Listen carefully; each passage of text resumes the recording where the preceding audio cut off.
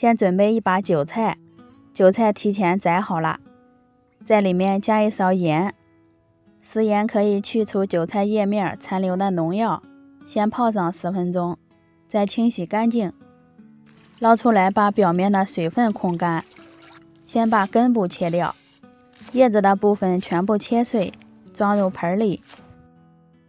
先在韭菜里加一勺盐，搅拌均匀，腌上5分钟。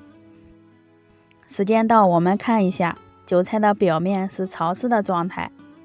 再往里面加入300克的面粉，先把韭菜腌出水分，要不然揉面的过程还会出水，就不好把握面团的软硬程度了。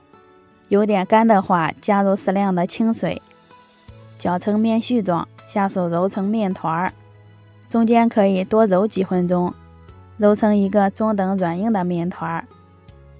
盖上盖子，醒面30分钟。接着准备一些配菜，去皮的西红柿先对半切开，再切成滚刀块，装入盆里。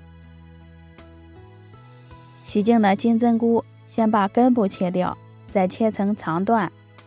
几颗小葱切成葱花，小青菜切成长段，都装到盘子里备用。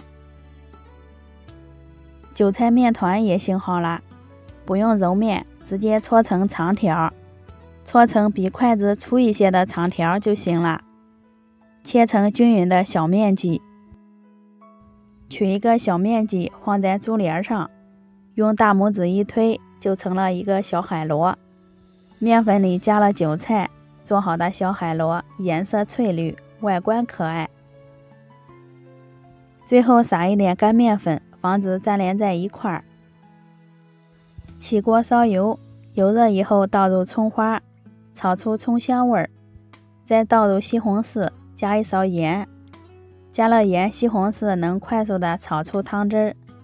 西红柿出汁儿以后，倒入金针菇，翻炒均匀之后，加入适量的清水，盖上盖子，开大火烧开。